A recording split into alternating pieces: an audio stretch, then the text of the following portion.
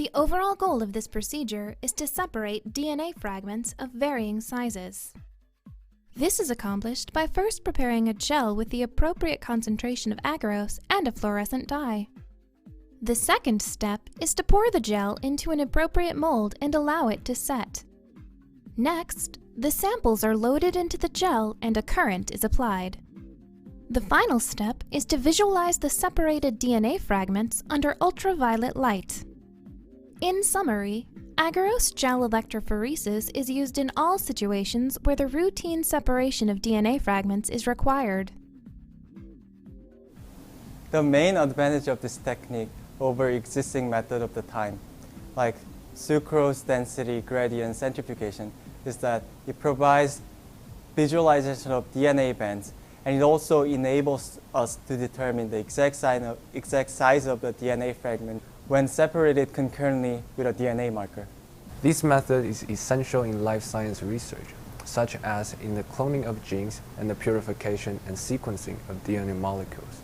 Though this method is generally used to separate DNA fragments between 100 base pairs and 25 kilobases, it can also be modified to separate DNA fragments up to 10 megabases in size.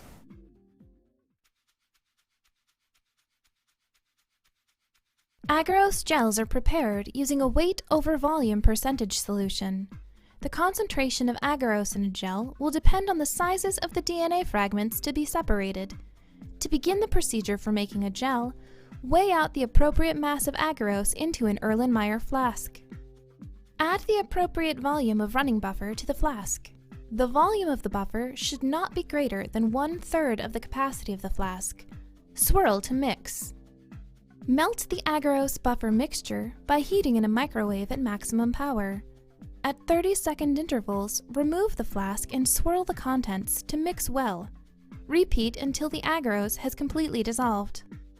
Next, add ethidium bromide to a concentration of 0.5 micrograms per milliliter.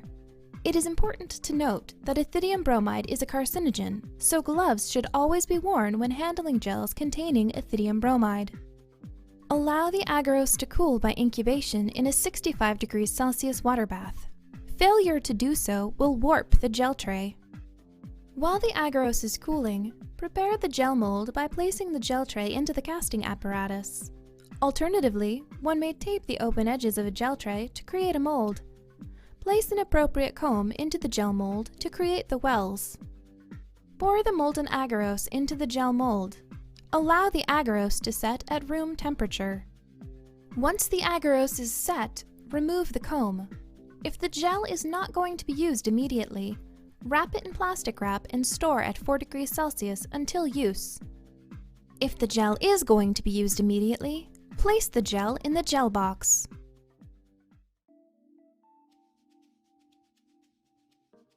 To begin this procedure, add gel loading dye to the DNA samples to be separated. Loading dye is typically made at a 6x concentration. Program the power supply to the desired voltage. Now add enough running buffer into the gel box to cover the surface of the gel. It is important to use the same running buffer as the one used to prepare the gel. Attach the leads of the gel box to the power supply and turn on the power supply. Verify both the gel box and the power supply are working.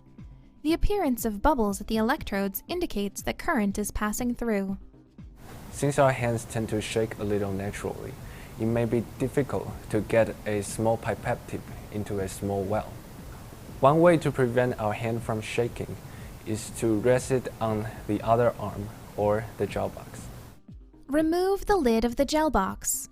Slowly and carefully load the DNA samples into the gel. The loading dye in the sample allows the sample to sink into the gel and will help to track how far the sample has traveled. A DNA size marker should always be loaded along with the experimental samples. Replace the lid. Double check that the electrodes are plugged into the correct slots in the power supply. Turn on the power. Run the gel until the dye has migrated to an appropriate distance.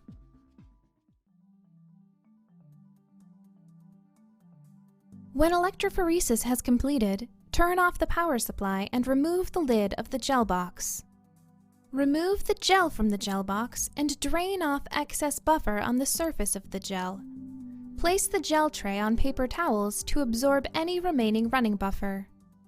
To visualize the DNA fragments, remove the gel from the gel tray and expose the gel to ultraviolet light. This is most commonly done using a gel documentation system. DNA bands should show up as orange fluorescent bands. Take a picture of the gel. At the end of the experiment, properly dispose of the gel and running buffer per institution regulations.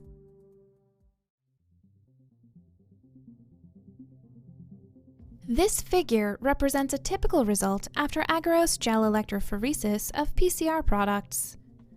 After separation, the resulting DNA fragments are visible as clearly defined bands. The DNA standard or ladder should be separated to a degree that allows for the useful determination of the sizes of sample bands.